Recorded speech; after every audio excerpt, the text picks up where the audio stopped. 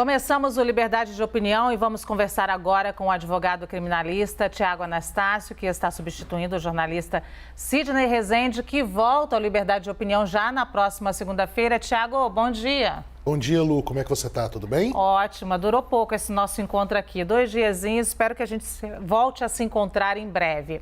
Já vou para o primeiro tema. Quinta-feira, na política brasileira, foi marcada pela troca de farpas entre o presidente Jair Bolsonaro e o presidente da CPI, o senador Omar Aziz. Vamos ver a sequência de declarações que originou essas divergências aí. Acompanhe.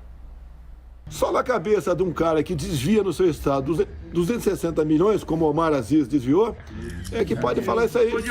Só um cara que tem 17 inquéritos por corrupção e lavar dinheiro no Supremo, como o Renan Calheiros, faz. Eu lhe desafio a procurar um processo que eu seja réu ou denunciado.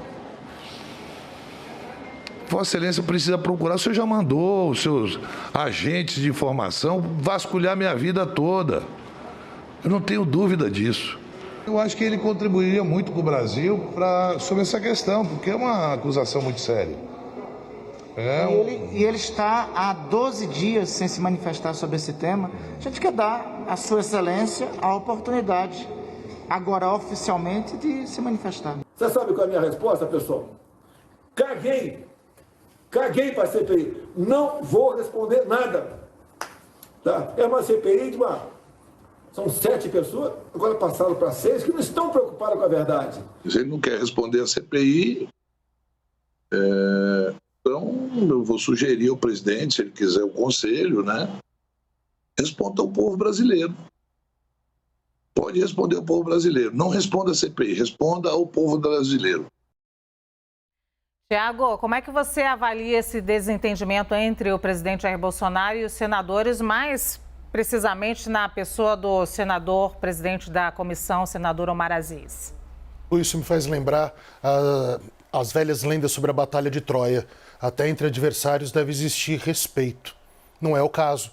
Infelizmente, nós estamos vendo palavras chulas, né? O caguei do presidente da República direcionado à CPI que encosta no seu governo, que já descobre que o seu governo foi absolutamente inapto na gestão da pandemia, remédios que não funcionavam eram cotidianamente aplaudidos em vez do governo estar atrás das vacinas, ou seja, a mentira foi desvelada.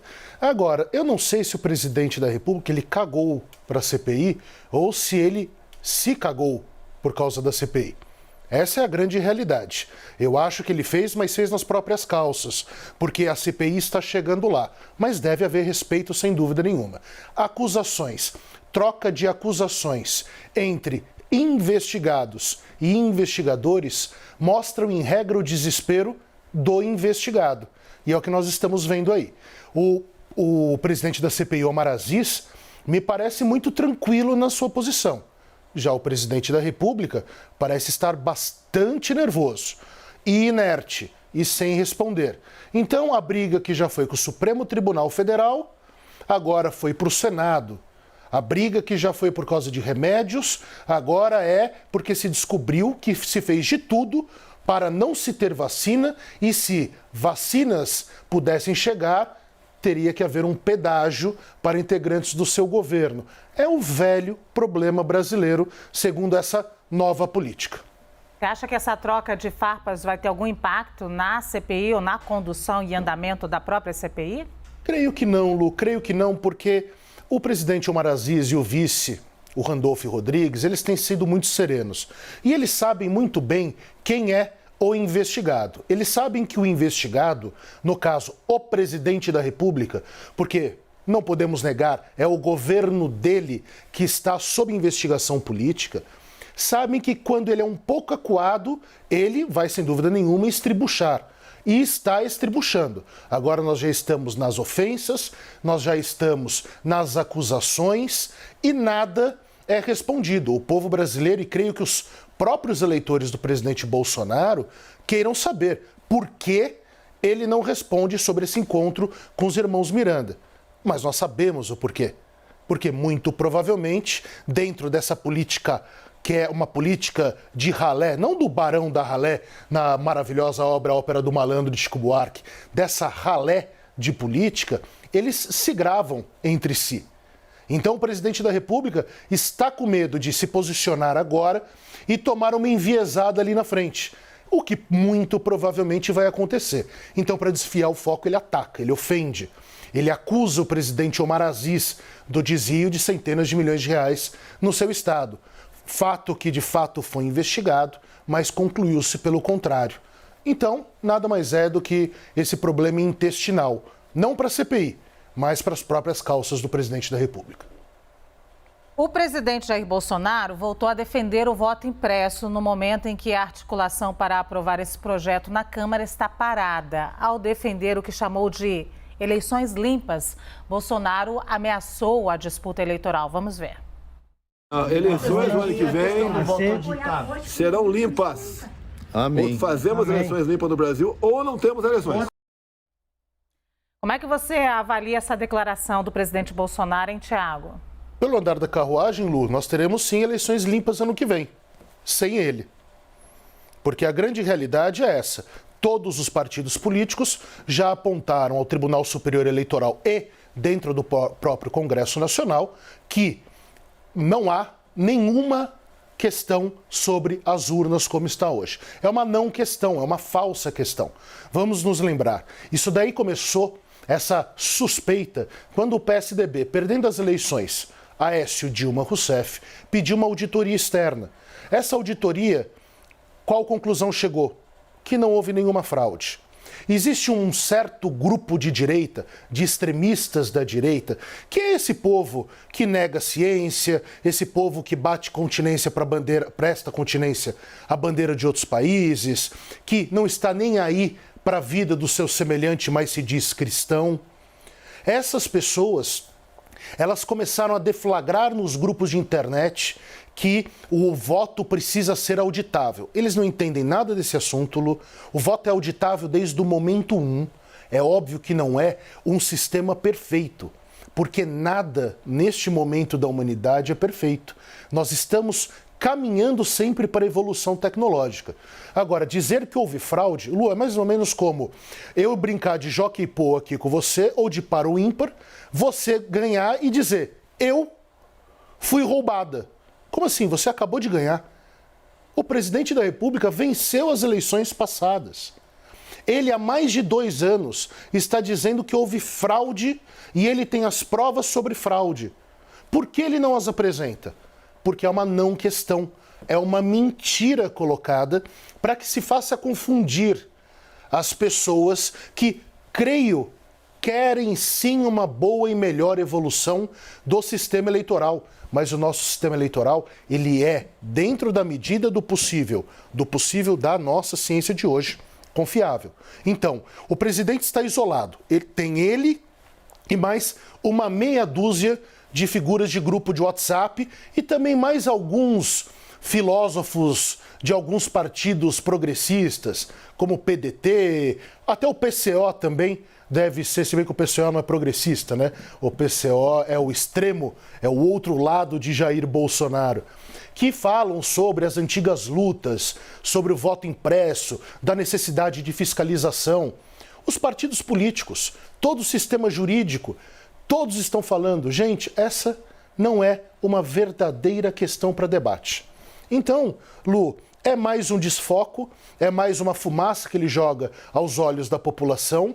Ele cria a mentira e começa a falar, vejam, há uma mentira. É óbvio, cara pálida, é você que está lançando a mentira. Ô, Thiago, tem uma coisa importante aí, eu quero saber se a fala do presidente Jair Bolsonaro tem algum impacto na apreciação da Câmara do projeto do voto impresso em si. Creio que sim, ele faz mais uma ameaça à democracia, não haverá eleições. Haverá eleições, senhor presidente da República. A questão é se o senhor estará nelas. Eu já vejo sua desidratação e já vejo o seu quase adeus diante de tanto nervosismo, diante das falcatruas que o seu governo acabou tendo por revelados. O que acontece? Quando ele ameaça a democracia, ele ameaça a todos, Luciana. Ele ameaça o próprio Congresso Nacional e a Câmara dos Deputados que o apoiam. Quando ele fala que houve fraude, a fraude também, talvez tenham sido vitoriosos nessa fraude os próprios congressistas que o apoiam hoje. É por isso que os 140 pedidos de impeachment não são analisados pelo Arthur Lira, presidente da Câmara dos Deputados. Então é uma ofensa geral, é uma ofensa ao eleitor, que sente nas ruas exatamente aquele mesmo nível, digamos, estatístico de pessoas que votaram em Bolsonaro lá atrás, ou em Fernando Haddad no segundo turno, ou em Ciro Gomes, ou em Geraldo Alckmin no primeiro turno. É uma ofensa a todos, e é uma ofensa totalmente descabida, porque nós sabemos que é método o desfocar, o discutir dentro de fantasias para criar dilemas, para criar problemas com os demais poderes da República. Luciana, é método, minha amiga.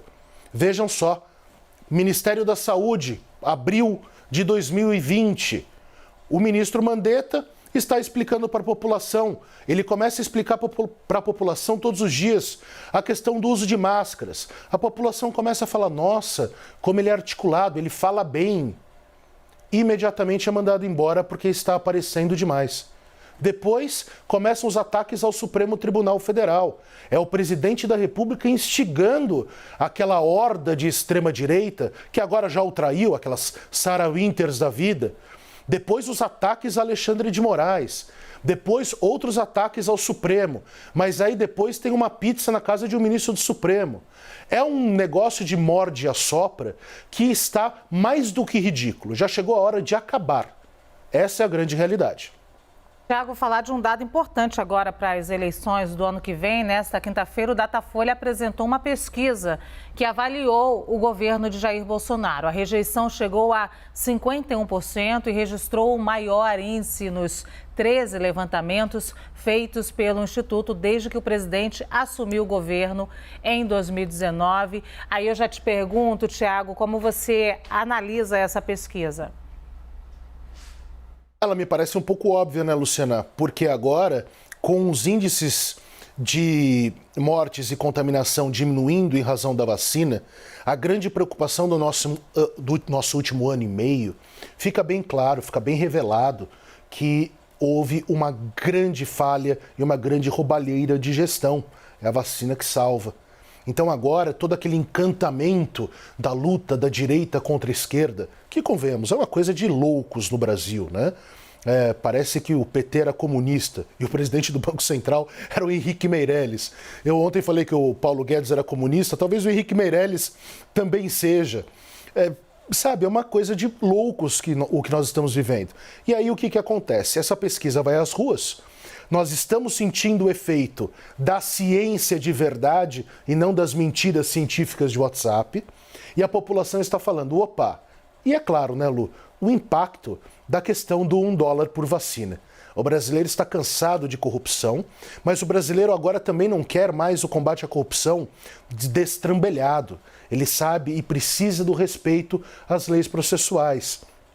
Mas ele também está vendo todos os escândalos. R$89 mil na conta da mulher, o filho com R$6 milhões numa mansão, o tal do Queiroz na casa do advogado do presidente da República.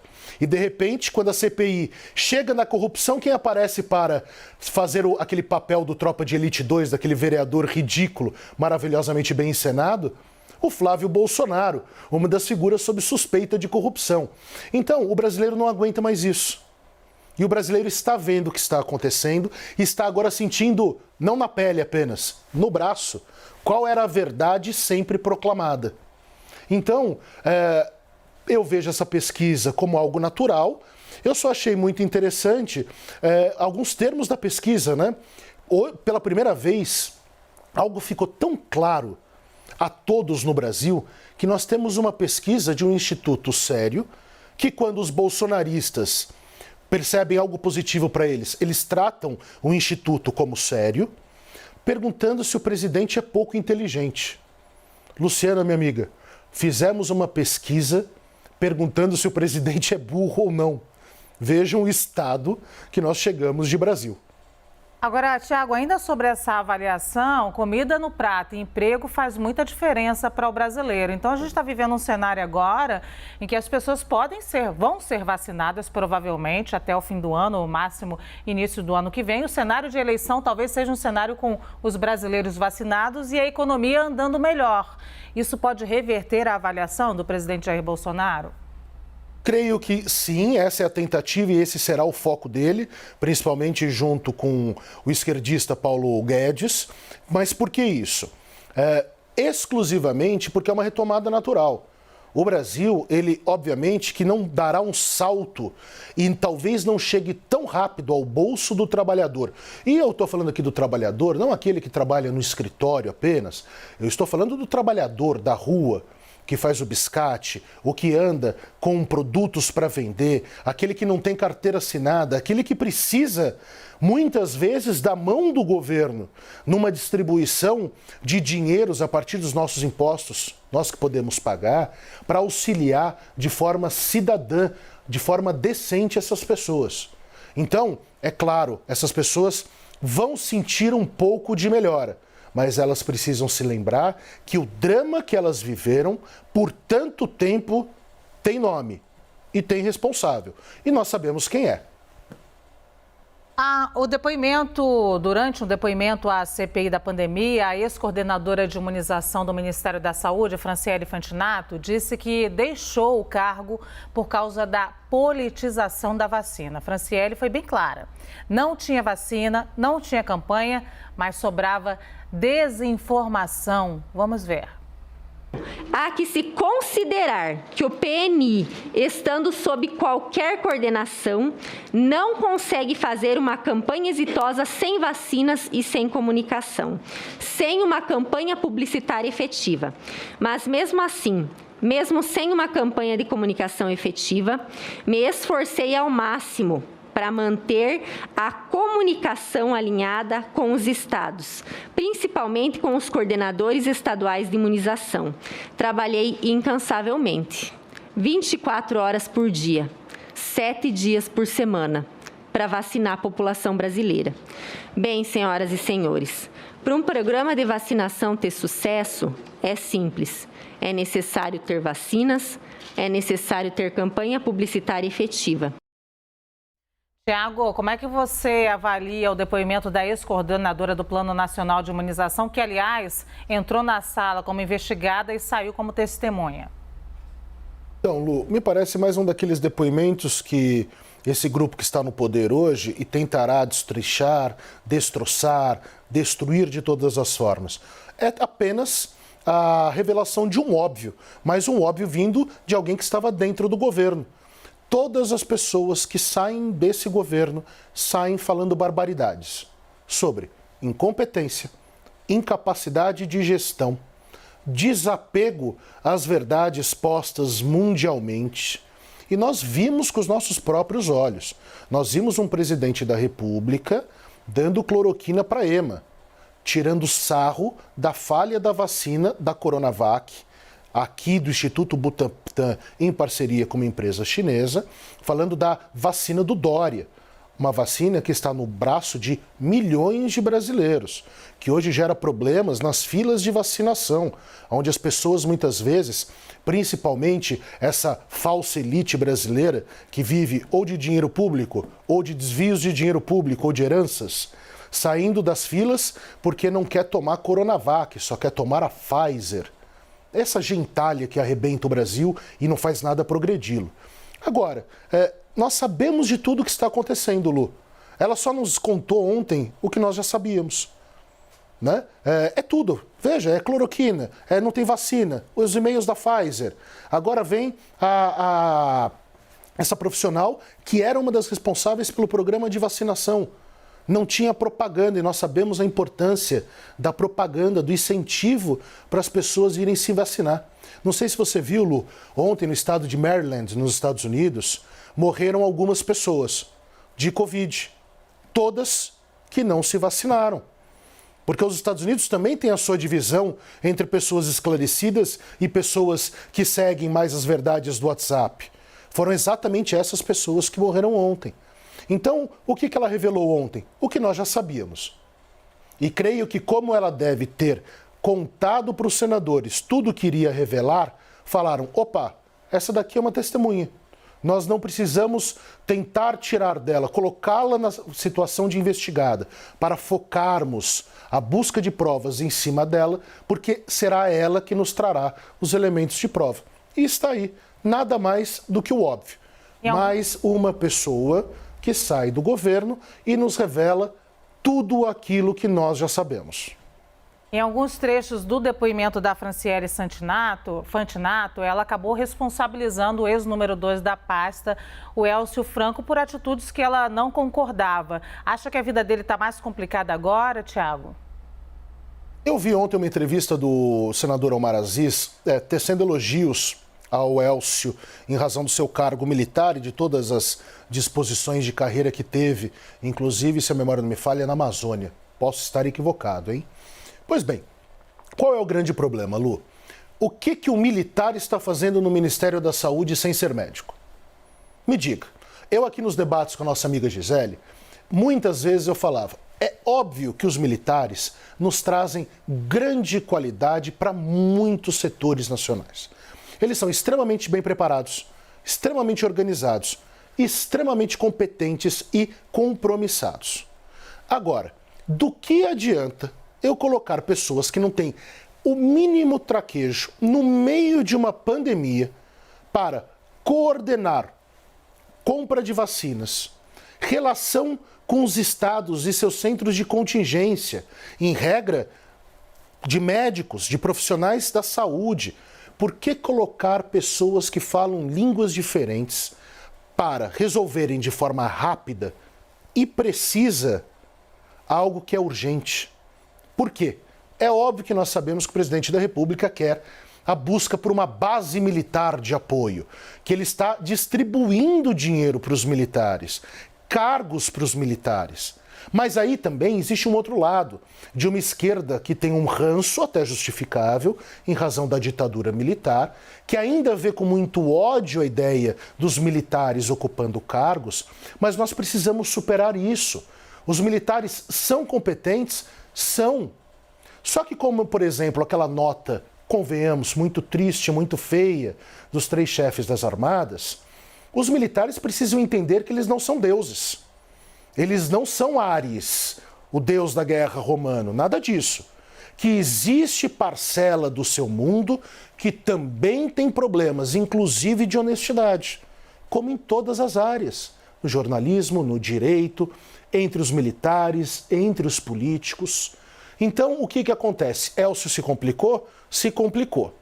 Agora, vamos aguardar para ver como os militares vão se portar quando os seus estiverem em maus lençóis. Se eles irão bradar armas, nós, os militares, ou vão mostrar que de fato são republicanos e vão cortar na própria carne.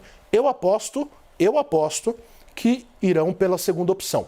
Serão republicanos, cortarão na própria carne, farão uma meia-culpa, não das armadas, mas até por terem se posicionado em silêncio e em confronto, tanto ao Supremo Tribunal Federal, como já fizeram, como agora ao Senado da República.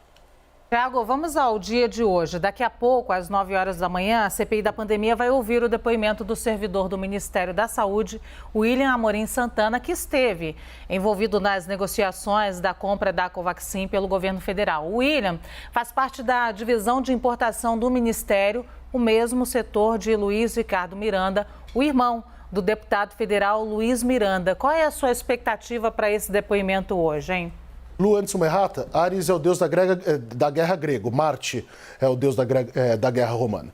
A minha expectativa é mais algo parecido com o que nós tivemos ontem, Lu. Por que isso?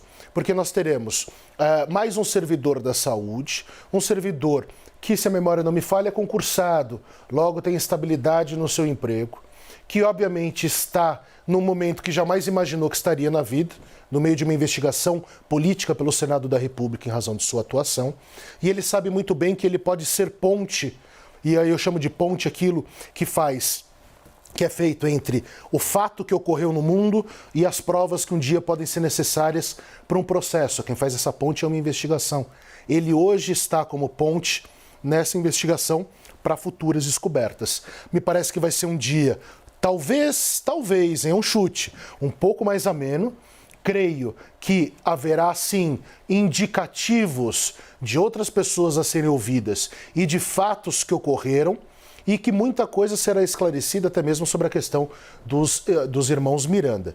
Agora, vejamos como é que a CPI vai se portar hoje. Se será técnica, se a fala do presidente da República ontem não foi uma instigação à sua base, aquele senador do Sul e também ao senador de novelas do Dias Gomes, para que eles façam grandes discursos políticos, não que sejam capazes de grandes discursos, mas grandes brados políticos, exatamente para desfocarem e provocarem Renan Calheiros, Omar Aziz, Randolfo Rodrigues e os demais senadores que têm feito perguntas objetivas. E, repito, foco no senador Alessandro Vieira aos telespectadores que querem entender como se faz uma boa investigação e como perguntas muitas vezes parecem bobas, mas 2 ou 3 oitivas depois, nós percebemos a razão dela lá atrás. Tiago Anastácio, muito obrigada por esse papo aqui. Bom fim de semana para você. Para você também, Lu. Grande beijo.